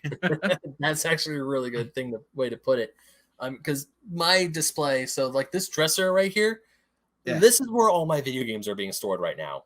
Because Yep. I unfortunately don't have the space to display them in proper shelving. No, I can see you're almost ducked down in that roof that you got there behind you. Yeah, it's a going at a degree angle, but it's cool because Yeah. I could put up more posters here. That's a good thing. I need to get more posters and stuff. So because my head is blocking a good chunk, and then I have empty space. I mean, I just got these today. I got these oversized Pokemon cards for the 25th anniversary of I've my been favorite. seeing a lot of people putting these pictures up, and somewhere what was it? Tech Review or something. Some big channel actually had one custom made, and you paid $100 for it. But it's like huge poster size Charizard card. Oh, that's And awesome. it's double sided. So that's really cool. he should put it in a fake Perspex water seal. Yeah. Oh, let's not get into water. No. We'll talk about water next time. Yeah. But because since this year's Pokemon's 25th anniversary, the trading card games, they've been releasing the starters for all the generations of Pokemon going backwards. Wow. So this is the second generation. This just came out, and this is my personal favorite. Silver, as you can see, there's a picture right of Silver behind you there. Yep. That's my favorite Pokemon game of all time. And this is my favorite starter of all time, Cyndaquil, the fire starter, because he's cute. Okay. So, but yeah, they've been releasing these, and you get all three starters as oversized Pokemon cards, and also you get 2 booster packs. So it's like, where cool, are you getting them from? I got this at the collectible show I went to earlier today. Okay, but here in stores. Here in Australia at the moment, Macca's putting out Pokemon cards. McDonald's, sorry, Macca's. Yeah. You guys call it Mickey D's? Yeah. No, I want to say it was with Ali or Todd where they said Macca's. I'm like, what's Macca's? It would have been Todd. It would have been Todd. It's probably Todd. He's such a bogan. Bogan. Oh God, how do you explain bogan to someone in the US? I don't know. I really don't know. I don't want to abuse him either. Yeah. I'll have to send it to you later. Okay. I think Ali said something about like wacka or something. I don't know. She was DMing. We were DMing each other about something, and then she's had this one. She told me this one Aussie phrase, and I'm like, I don't know what that is, but I'll just accept it. I was speaking to another channel once, and they said, so when will you be available? And I said, I'll be. I should be all right for this Arvo. I'll be able to catch up with you then. And they're like, what's Arvo? And I had to think, you guys don't say that. Afternoon. Oh, right. Okay, got it. So we just forget that we've got our own little lingo, like Spacies, that people in overseas just don't get. I mean, I was talking to when I was interviewing the guys, or we're not interviewing really. These aren't really interviews. This is just all fun conversations I absolutely love having. The guys from Arcade Attack. I was telling him, like, I know the English lingo, and then I'm thinking I know a little bit of Australian lingo, and then I'm talking to Ali, you, and Todd. I'm like, I don't know half of the words you're saying. No, I tend to, I know how to filter it and just stick to. But the other day, a few years back, my biggest video had major Australian slang in it, and I didn't realize when I did the video and I posted it. So long story short, SEGA World was a thing here in Sydney, and that was a fun pack, theme park, huge. I was actually in the room when they were discussing you guys making this thing. Park? You guys had a SEGA theme park in Australia? Yes. SEGA World. What is this bullshit? Because we're now just getting Nintendo World here in the United States. I mean, okay, Japan got theirs first because they were, as far as, so, I mean, COVID sucks. We all know what's going on. But Japan got theirs open. Universal Studios, to get to it. Yeah, Universal Studios here in Hollywood, in California, We're getting ours next. It's rumored that ours should be opening up next year. Fingers crossed. I hope it does, because I've been watching the videos from Japan and it's giving me massive FOMO. But there was a Sega theme park and I missed it. Yes, so rumor is that they're bringing it back and it could come back to Australia. We don't know, but Sega World back then opened up in 97, I think it was. I actually went to the pre-opening test run. So this was in Sydney's Darling Harbour. This is prime real estate that this thing was launched in. And it was an indoor theme park. You couldn't see anything from the outside, totally enclosed. And when you go in, you had Future World, Past World, or something along those lines, and you'd walk down these really cool lit archways that take you into different sections of the park. And I only fuzzy memory. It was late at night, and I went to it after a crap day at work, I think. But I ended up bumping into some old colleagues because I wasn't working at Sega at that time, but saw some old colleagues from Sega that was working there. Like, what the hell are you doing here? They were helping me off the rides. So there was a roller coaster, and there was the other ride that I remember that I really liked was a bumper car interactive shooter. So you had balls on the ground that you ran over. As you ran over the balls, your car would tell you how many balls you've got as ammunition. And then you would use those to shoot the other cars on the track. So awesome. You had to keep thinking risk and reward. I want to get to those balls because I need ammunition, but if I go there, I'm at risk of getting hit. And you'd constantly see your number going down, up as you're replenishing. So it kept score. And you would get points for hitting the other cars, and they don't do this anymore. You can't. Yeah. Sega was so innovative with stuff like this. Did you know that Sega had back in '89 Mario Kart style remote control? You know the remote control car that Nintendo released just a couple of years back or last year? Oh, yeah. The Mario Kart. Sega were doing that back in '89. Oh my gosh. And they had this, it was on the rooftop of an arcade, and it took up the whole level, and you would sit in a cabinet, TV screen, showing you the camera view of what the car on the track was seeing, and you would control it from the car. And that was back in 1989. This was in 89. For some dumb reason, Sega just didn't follow it up or do anything else with it. You know what? Just hearing about all of this stuff, because looking back in history, reading up on the console wars, reading up on Sega and Nintendo and all the crap they would get into back in the day, it just the one standout, the sentence that I hear almost every single person interviewing Tom Klinsky, Al Nielsen, anyone at Sega would say it was too early for its time, or something along those lines. Like it was ahead of, like, the Dreamcast. Case in point, it was ahead of its time. It had a built-in internet modem. It was introducing online play long before the PlayStation even probably thought about doing online play. It's like, hey, you can play online. It has a modem. You just hook into the phone jack, and there you go. You got this. The problem with including a modem in the Dreamcast was that you were trying to create a solution to a problem that didn't exist at that time. How do you play this online? People weren't thinking about playing online back then. The masses would have preferred a DVD player, and that's what got one with the PlayStation. As much as I hate to say it, I think that the Dreamcast should have had a DVD inbuilt, and that would have. And I personally think that would have saved the Dreamcast. If the Dreamcast, I 100% agree with you. If the Dreamcast, like, if we were to go back in time and yell at Sega Japan at the time, be like, put in a DVD player, trust us. It wasn't Sega of Japan that made that decision. It was Sega of America who made the decision, or they had a huge input into that decision. Oh wow! The former CEO who went on to work for Xbox, one of the first CEOs of Xbox. It's not. He was a former. What? No.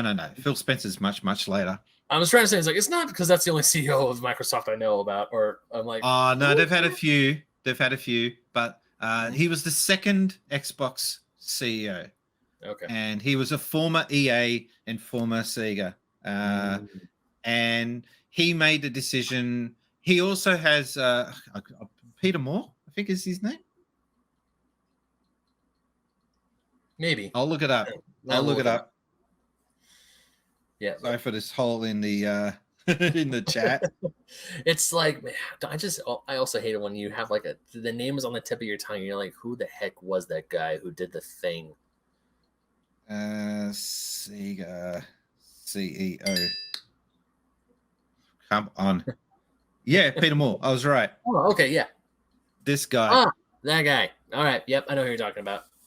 Oh, British. I didn't realize it. Well, there's your problem. Nah, joking. Nah, he Is that the lamppost sign that Sonic the sound when Sonic runs fast? That's my notification. Yes. It's the ding. That's my notification sound. Well, when one of my best friends texts me, it's Sega. Now my SMS is the crystal sound when you get the Chaos Emerald. Sorry. Oh, really? That's my SMS sound, and my ringtone is Green Hill Zone remake. Nice. Mine, my text tone, like whenever I get a text message, like because I have some people with personalized ones, like the one my friend who goes Sega. Like my one for the masses is like the Game Boy startup sound, that little bing, like the ding when you turn it. And my ringtone used to be the original Tetris theme, and then it went to 1-1 Super Mario World. And when mobile phones went from Nokia sounding, crap to actual, songs you could download. Fun stuff. One of the first things I went to download was the soundtrack to Musha. Ooh. And so I had the Musha soundtrack as my ringtone. And I remember one guy once when my phone went off, he just turned around in the middle of the street, random, Musha? Awesome. I had, for the longest time, my wallet was like was in the style of an original 89 brick Game Boy. And of course, every time I've got a River Raid. Wallet. And of course, every time I would take it out to like pay for something, I cannot tell you how many times people complimented me on my wallet. They're like, "Yo, is that a Game Boy?" I'm like, "It is." And I was like, "Does it?" I'm like, "No, it doesn't play games on it." I mean, if you were to flip it that's around, what you got to do. You know what you got to do. If you were to flip it around, though, it could, like, if like there's like a screen there, you might be able to play a game on it.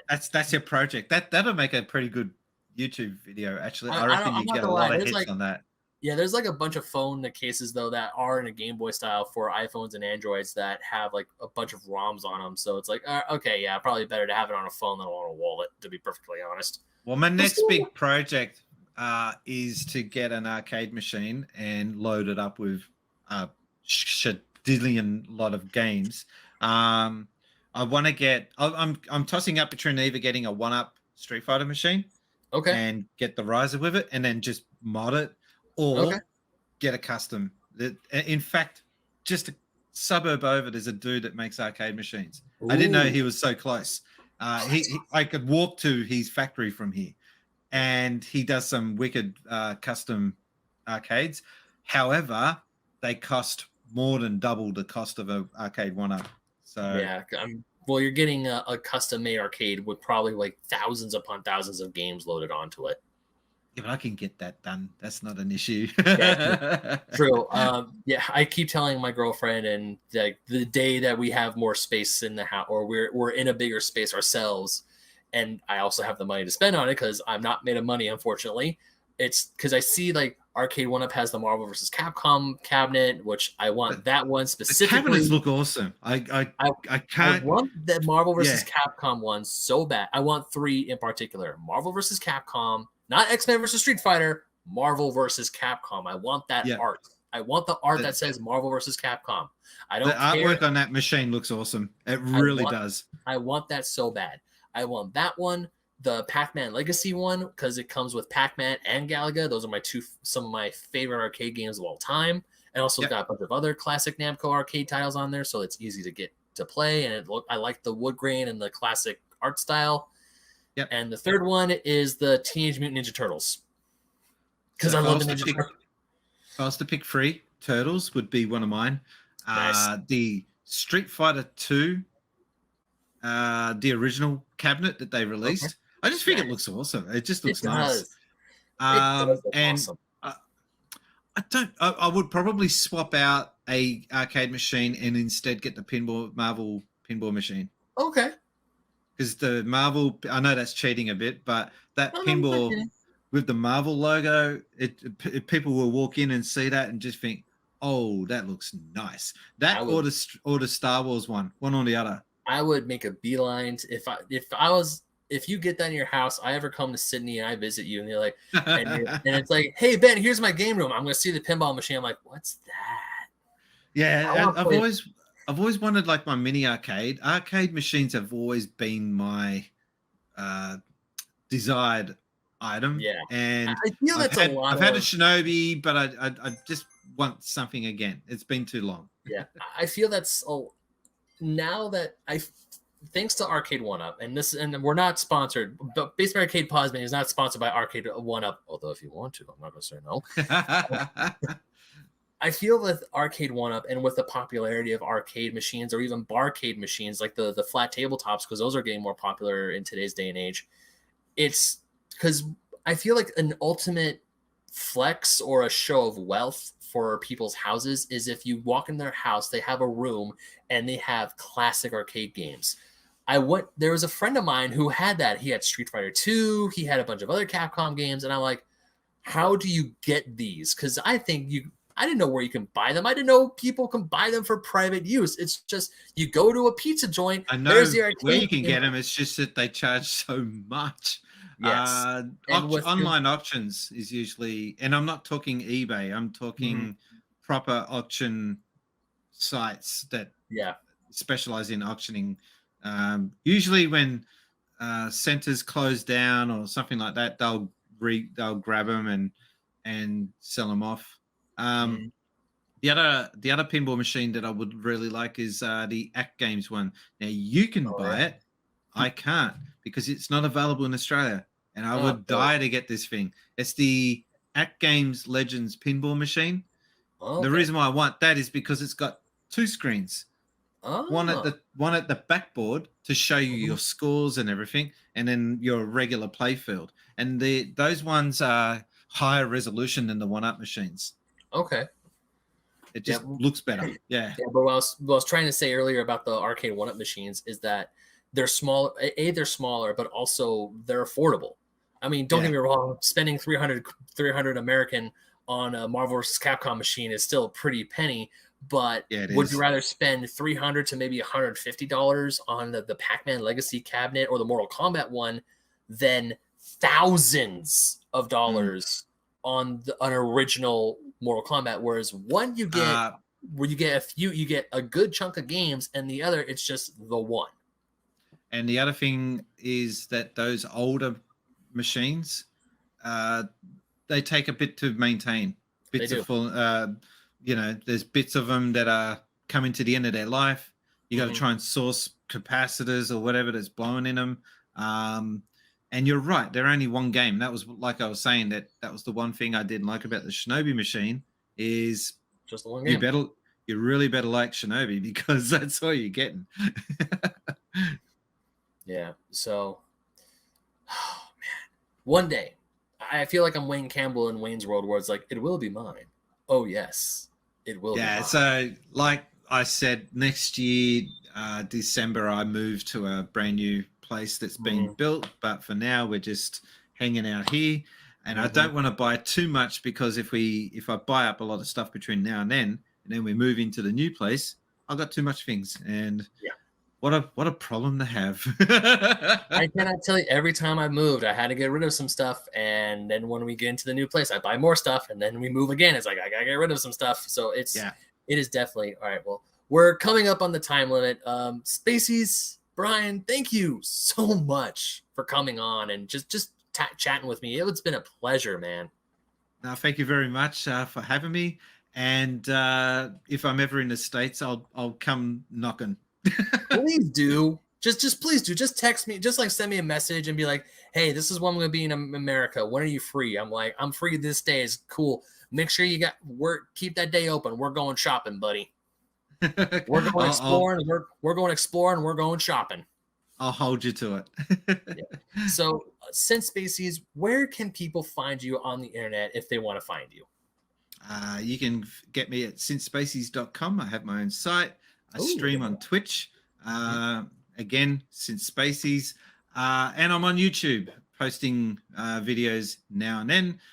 Also, Since Spacies. Just on Twitter. Twitter's where I'm mostly active. Oh, I see you posting stuff on Twitter like 9 times, like every single day. Like I'm I'm going through Twitter. I'm like, Spacies had a thing, Spacies had a thing, Spacies.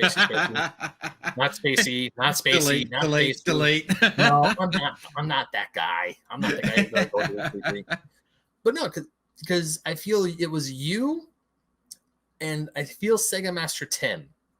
He was the one who found me first. And then he put me in one of his Fall Fridays. Because I remember one day I'm about to record the show, and the main show, the mothership show, Fake Nerd Podcast. And I open up my Twitter, and I'm like, why the hell do I have 20 notifications? Normally I have none, maybe 2 if I'm lucky. But that day, I guess he saw one of my articles from oldschoolgamermagazine.com, and he just added me, and then all of a sudden I'm falling down the rabbit hole, and I'm meeting more people. I'm meeting you, Todd, Allie, Arcade Attack, so many other people. And I cannot tell you how forever grateful I am for that one Fall Friday that got me here. Well, everyone that you just mentioned, I will definitely shout them out as well, because I follow them and have interacted with them in one way or another. But special mention for Sega Master Tim, because I had not seen him since I worked at Sega. And then a couple of years ago, we meet up for the first time in more than 25 years. And that was a really cool moment to see how he has not aged one bit. And I have. Well, I feel like I have. No, it was really good to see him. And we posted a photo showing us Sega guys together for the first time in the one room after more than 25 years. And someone put that up on Reddit, and it got close to 100,000 upvotes. Nice. And we made the front page. We made the front page of Reddit. So, it's good to see that there's still some love out there for Sega. My love of Sega will never die. I remember I was trying to apply for jobs, and I was trying to look for Sega, and my girlfriend is joking with me. She's like, if you get an interview with Sega, this is going to be you.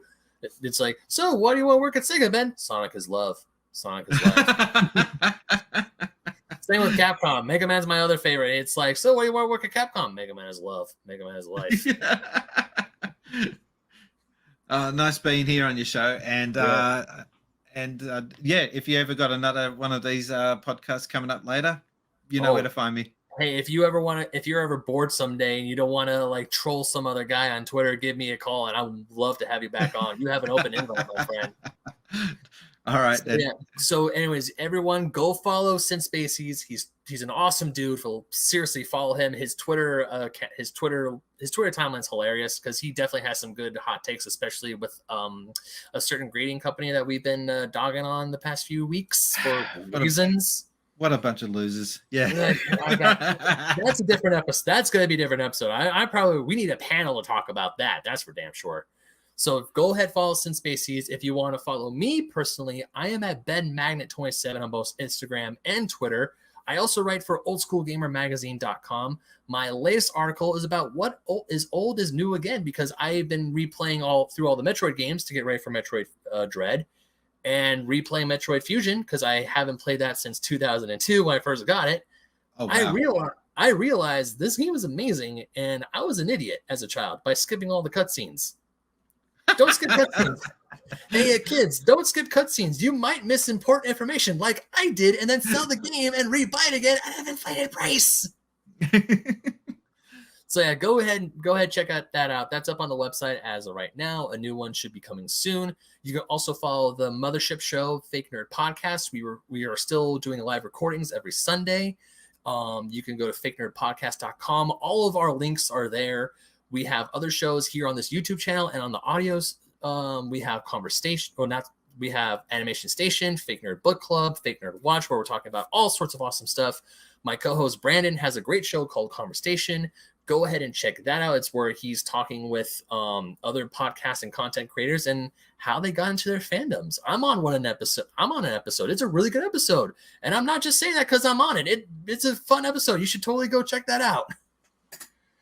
And also, let's see, our links to our Patreon and our YouTube are all at fakenerdpodcast.com. Also, once again, go follow Spacies on Twitter and everywhere else because he's a totally awesome dude. Cannot wait to have you back. Thank you again so much.